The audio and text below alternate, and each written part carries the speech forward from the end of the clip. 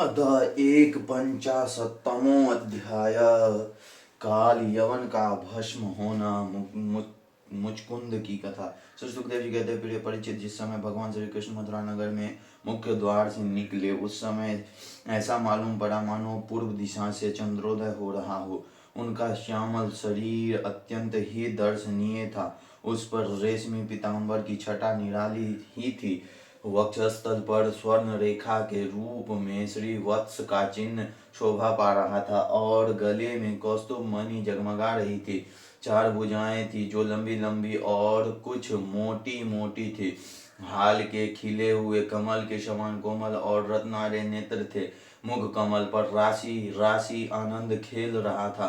कपोलों की छटा निराली ही थी। मंद मंद मुस्कान देखने वालों का मन चुराए लेती थी। कानों में मकराकृत कुंडल झिलमिल झिलमिल झलक रहे थे। उन्हें देख कर कालियावन ने निश्चय किया कि यही पुरुष वासुदेव है, क्योंकि नारद जी ने जो जो लक्षण बतलाए थे, वक्षस्थल श्रीवत्स का चिन्ह, चार भुजाएं, कमल के से नेत्र, गले में वनमाला और सुंदरता की सीमा, वे सब इसमें मिल रहे हैं। इसलिए यह कोई दूसरा नहीं हो सकता। इस समय यह बिना किसी अस्त्र शस्त्र के पैदल ही इस ओर चला आ रहा है, इसलिए मैं भी इसके साथ बिना अस्त्र शस्त्र के ही लड़ूंगा। ऐसा निश्चय करके जब काल यवन भगवान श्री कृष्ण की ओर दौड़ा, तब वे दूसरी ओर मुंह करके रणभूमि से भाग चले और उनकी योगी दुर्लभ प्रभु को पकड़ने के लिए काल यवन उनके पीछे पीछे दौड़ने लगा। रणछोड़ भगवान लीला करते हुए भाग रहे थे। काल यवन पग पग पर यही समझता था कि अब पकड़ा तब पकड़ा। इस प्रकार उसे बहुत दूर तक एक पहाड़ की गुफा में ले गए। कालियवन पीछे से बार बार आक्षेप करता कि अरे भाई, तुम परम यशस्वी यदुवंश में पैदा हुए हो, तुम्हारा इस प्रकार युद्ध छोड़कर भागना उचित नहीं है। परंतु अभी उसके अशुभ निःशेष नहीं हुए थे, इसलिए वह भगवान को पाने में समर्थ न हो सका। उसके आक्षेप करते रहने पर भी भगवान उस पर्वत की गुफा में घुस गए। उनके पीछे कालियवन भी घुसा। वहां उसने एक दूसरे ही मनुष्यों को सोते हुए देखा। उसने देख कर कालियवन ने सोचा, देखो तो सही, यह मुझे इस प्रकार इतनी दूर ले आया और अब इस तरह मानो इसे कुछ पता ही न हो, साधु बाबा बनकर सो रहा है। यह सोचकर उस मूढ़ ने उसे कसकर एक लात मारी। वह पुरुष वहां बहुत दिनों से सोया हुआ था। पैर की ठोकर लगने से वह उठ पड़ा और धीरे धीरे उसने अपनी आंखें खोली। इधर उधर देखने पर पास ही कालियवन खड़ा हुआ दिखाई दिया। परिचित, वह पुरुष इस प्रकार ठोकर मारकर जगाए जाने से कुछ रुष्ट हो गया था। उसकी दृष्टि पड़ते ही कालियवन के शरीर में आग पैदा हो गई और वह क्षण भर में ही जलकर राख का ढेर हो गया। राजा परीक्षित ने पूछा, भगवान, जिसके दृष्टि पात्र मात्र से कालियवन जलकर भस्म हो गया, वह पुरुष कौन था, किस वंश का था, उसमें ऐसी कौन सी शक्ति थी और वह किसका पुत्र था? आप कृपा करके यह भी बतलाइए कि वह पर्वत की गुफा में जाकर क्यों सो रहा था। श्री सुखदेव जी कहते हैं, परीक्षित, ये इक्ष्वाकु वंशी महाराजा मानधाता के पुत्र राजा मुचकुंद थे। ब्राह्मणों के परम भक्त, सत्य प्रतिज्ञ, संग्राम विजयी और महापुरुष थे। एक बार इंद्रादि देवता असुरों से अत्यंत भयभीत हो गए थे। उन्होंने अपनी रक्षा के लिए राजा मुचकुंद से प्रार्थना की और उन्होंने बहुत दिनों तक उनकी रक्षा की। जब बहुत दिनों के बाद देवताओं को सेनापति के रूप में स्वामी कार्तिकेय मिल गए, तब उन लोगों ने राजा मुचकुंद से कहा, राजन, आपने हम लोगों की रक्षा के लिए बहुत श्रम और कष्ट उठाया है, अब आप विश्राम कीजिए। वीर शिरोमणि, आपने हमारी रक्षा के लिए मनुष्य लोक का अपना अकंटक राज्य छोड़ दिया और जीवन की अभिलाषाएं तथा भोगों का भी परित्याग कर दिया।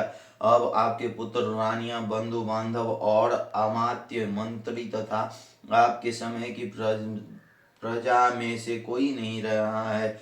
सब के सब काल के गाल में चले गए। काल समस्त बलवानों से भी बलवान है।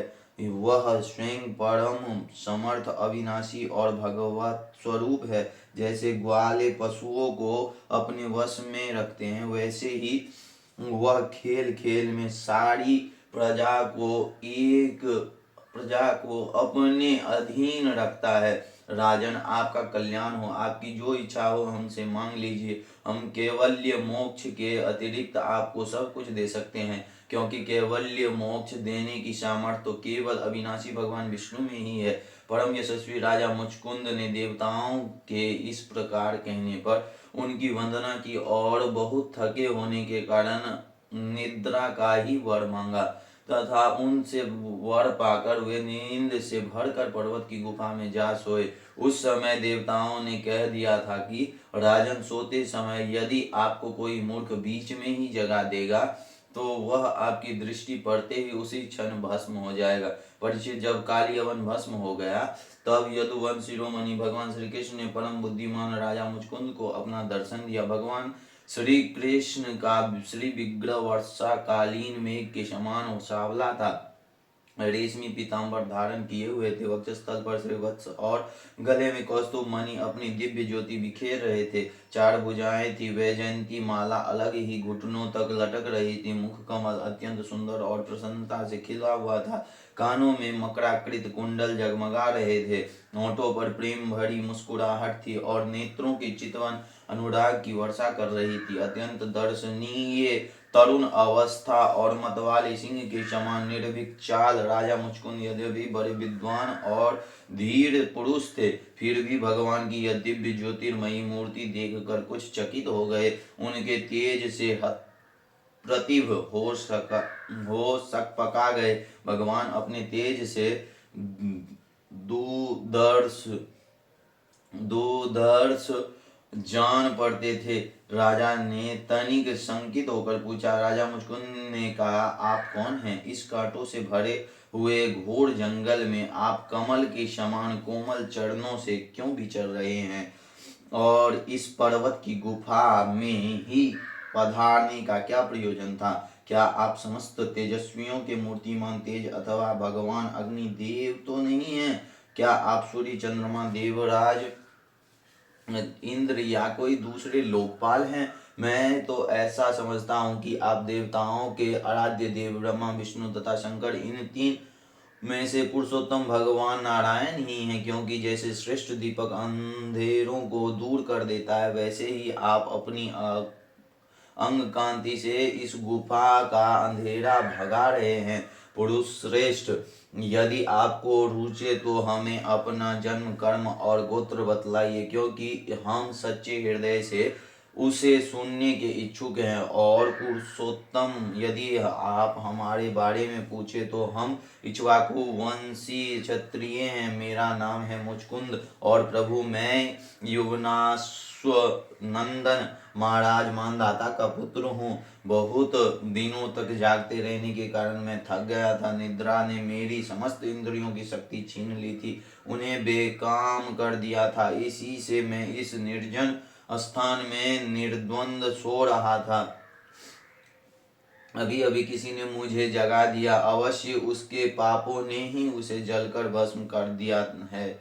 इसके बाद शत्रुओं के नाश करने वाले परम सुंदर आपने मुझे दर्शन दिया। महाभाग, आप समस्त प्राणियों के माननीय, आपके परम दिव्य और अश्राह तेज से मेरी शक्ति खो गई है। मैं आपको बहुत देर तक देख भी नहीं सकता। जब राजा मुचकुंद ने इस प्रकार कहा तब समस्त प्राणियों के जीवनदाता भगवान श्री कृष्ण ने हंसते हुए मेघ ध्वनि के समान गंभीर वाणी से कहा।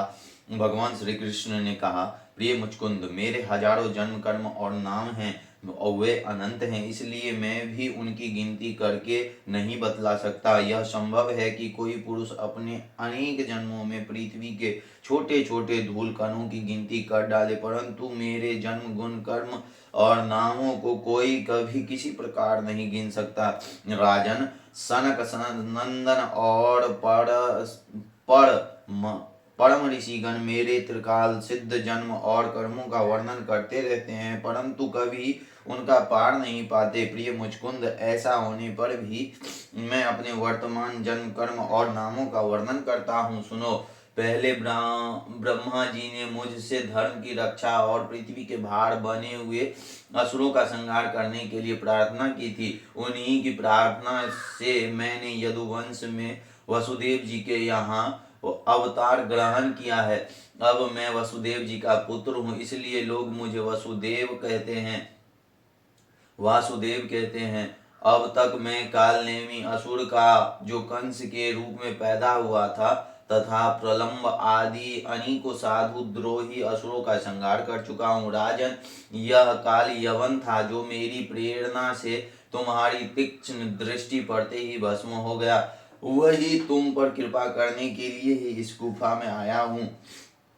तुमने पहले मेरी बहुत आराधना की है और मैं हूँ भक्त वत्सल, इसलिए राजर्षि तुम्हारी जो अभिलाषा हो मुझसे मांग लो और मैं तुम्हारी सारी लालसा अभिलाषाएं पूर्ण कर दूंगा। जो पुरुष मेरी शरण में आ जाता है उसके लिए फिर ऐसी कोई वस्तु नहीं रह जाती जिसके लिए वह शोक करे। श्री सुखदेव जी कहते हैं, जब भगवान श्री कृष्ण ने इस प्रकार कहा तब राजा मुचकुंद को वृद्ध गर्ग का होने वृद्ध गर्ग का यह कथन याद आ गया कि यदुवंश में भगवान अवतीर्ण होने वाले हैं। वे जान गए कि वे स्वयं भगवान श्री नारायण हैं।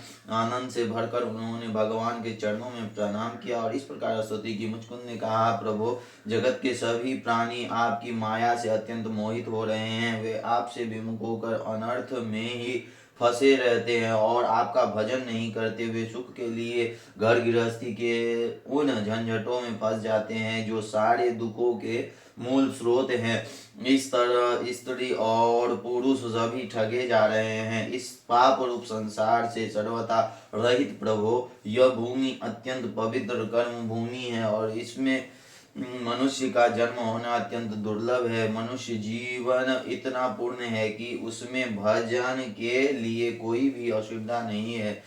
अपने परम सौभाग्य और भगवान की अहेतुक कृपा उसे अनायास ही प्राप्त करके भी जो अपनी गति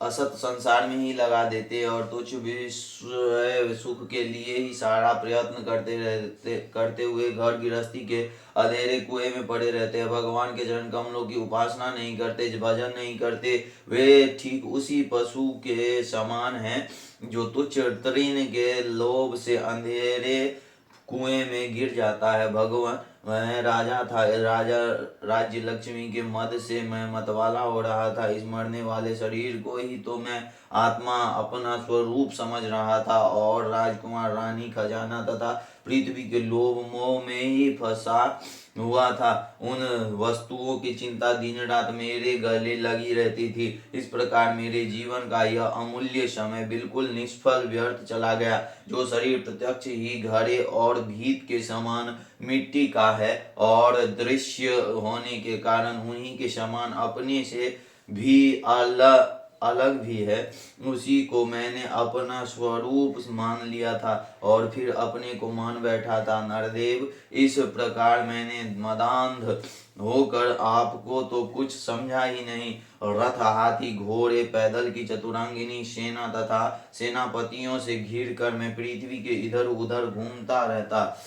मुझे यह कहना चाहिए और यह नहीं करना चाहिए, यह करना चाहिए या नहीं करना चाहिए, इस प्रकार विविध कर्तव्य और कर्तव्यों की चिंता में पड़कर मनुष्य अपनी एकमात्र कर्तव्य भगवत प्राप्ति से विमुख होकर प्रमत्त हो जाता है और सावधान हो जाता है। संसार में बांध रखने वाले विषयों के लिए उसकी लालसा दिन दूनी रात चौगुनी बढ़ती ही जाती है, परंतु जैसे भूख के कारण जीव लपलपाता है हुआ सांप असावधान चूहे को दबोच लेता है, वैसे ही काल रूप से सदा सर्वदा सावधान रहने वाले आप एकाएक उस प्रमादग्रस्त प्राणी पर टूट पड़ते हैं और उसे ले बीतते हैं जो पहले सोने के रथों पर अथवा बड़े बड़े गजराजों पर चढ़कर चलता था और नरदेव कहलाता था। वही शरीर आपके अबाध काल का प्रास बनकर बाहर फेंक देने पर, पक्षियों की विष्ठा धरती में गाड़ देने पर, सड़कर क्रीड़ा और आग में जला देने पर राख का ढेर बन जाता है। प्रभु, जिसने सारी दिशाओं पर विजय प्राप्त कर ली और जिसने लड़ने वाला संसार में कोई रह नहीं गया है, जो श्रेष्ठ सिंहासन पर बैठता है और बड़े बड़े नरपति जो पहले उसके समान थे अब जिनके चरणों में सिर झुकाते हैं, वही पुरुष जब विषय सुख भोगने के लिए जो घर गृहस्थी की एक विशेष वस्तु है स्त्रियों के पास जाता है, तब उनके हाथ का खिलौना उनका पालतू पशु बन जाता है। बहुत से लोग विषय भोग छोड़कर पुनः राज्यादि भोग मिलने की इच्छा से ही दान पुण्य करते हैं और मैं फिर जन्म लेकर सबसे बड़ा परम स्वतंत्र सम्राट हूँ ऐसी कामना रख कर तपस्या में भली भांति स्थित हो शुभ कर्म करते हैं। इस प्रकार जिसकी तृष्णा बढ़ी हुई है वह कदापि सुखी नहीं हो सकता। अपने स्वरूप में एक रस स्थित रहने वाले भगवान जीव अनादिकाल से जन्म मृत्यु रूप संसार के चक्कर में भटक रहा है। जब उस चक्कर से छूटने का समय आता है तब उसे सत्संग प्राप्त होता है। यह निश्चय है कि जिस क्षण सत्संग प्राप्त होता है उसी क्षण संतों के आश्रय कार्य कारण रूप जगत के एकमात्र स्वामी आप में जीव की बुद्धि अत्यंत दृढ़ता से लग जाती है। भगवान, मैं तो ऐसा समझता हूँ कि आपने मेरे ऊपर परम अनुग्रह की वर्षा की, क्योंकि बिना किसी परिश्रम के अनायास ही मेरे राज्य का बंधन टूट गया। साधु स्वभाव के चक्रवर्ती राजा भी जब अपना राज्य छोड़कर एकांत में भजन साधन करने के उद्देश्य से वन में जाना चाहते हैं, तब उसके ममता बंधन से मुक्त होने के लिए बड़े प्रेम से आपसे प्रार्थना किया करते हैं। अंतर्यामी प्रभु, आपसे क्या छिपा है, मैं आपके चरणों की सेवा के अतिरिक्त और कोई भी वर नहीं चाहता, क्योंकि जिनके पास किसी प्रकार का संग्रह परिग्रह नहीं है अथवा जो उसके अभिमान से रहित है, वे लोग भी केवल उसी के लिए प्रार्थना करते रहते हैं। भगवान, भला बतलाइए तो सही, मोक्ष देने वाले आपकी आराधना करके ऐसा कौन श्रेष्ठ पुरुष होगा जो अपने को बांधने वाले सांसारिक विषयों का वर मांगे। इसलिए प्रभु, मैं सत्व गुण, रजोगुण और तमोगुण से संबंध रखने वाली समस्त कामनाओं को छोड़कर केवल माया के लेस मात्र संबंध से रहित गुणातीत एक अद्वितीय चेत स्वरूप परम पुरुष आपकी शरण ग्रहण करता हूँ। भगवान, मैं अनादिकाल से अपने कर्म फलों को भोगते भोगते अत्यंत आर्त हो रहा था। उनकी दुखद ज्वाला रात दिन मुझे जलाती रहती थी। मेरे 6 शत्रु, 5 ज्ञान इंद्रिय और 1 मन कभी शांत न होते थे। उनकी विषयों की प्यास बढ़ती ही जा रही थी। कभी किसी प्रकार एक क्षण के लिए भी मुझे शांति न मिली। शरणदाता, अब मैं आपके भय, मृत्यु और शोक से रहित चरण कमलों की शरण में आया हूँ। सारे जगत के एकमात्र स्वामी परमात्मन, आप मुझे शरणागत की रक्षा कीजिए। भगवान श्री कृष्ण ने कहा, सार्वभौम महाराज, तुम्हारी मति, तुम्हारा निश्चय बड़ा ही पवित्र और ऊंची कोटि का है। यद्यपि मैंने तुम्हें बार बार वर देने का प्रलोभन दिया, फिर भी तुम्हारी बुद्धि कामनाओं के अधीन न हुई। मैंने तुम्हें जो वर देने का प्रलोभन दिया वह केवल तुम्हारी सावधानी की परीक्षा के लिए। मेरे जो अनन्य भक्त होते हैं उनकी बुद्धि कभी कामनाओं से इधर उधर नहीं भटकती। जो लोग मेरे भक्त नहीं होते वे चाहे प्राणायाम आदि के द्वारा अपने मन को वश में करने का कितना ही प्रयत्न क्यों न करे, उनकी वासनाएं छीन नहीं होती और राजन, उनका मन फिर से विषयों के लिए मचल पड़ता है। तुम अपने मन और सारे मनोभावों को मुझे समर्पित कर दो, मुझ में लगा दो और फिर स्वतंत्र रूप से पृथ्वी पर विचरण करो। मुझ में तुम्हारी विषय वासना शून्य निर्मल भक्ति सदा बनी रहेगी। तुमने क्षत्रिय धर्म का आचरण करते समय शिकार आदि के अवसरों पर बहुत से पशुओं का वध किया है।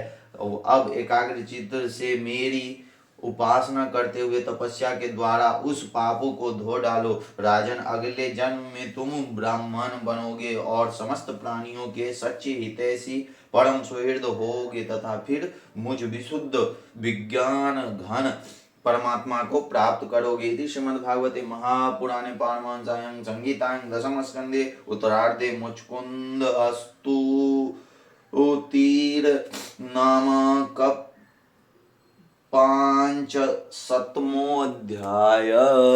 हरे कृष्ण।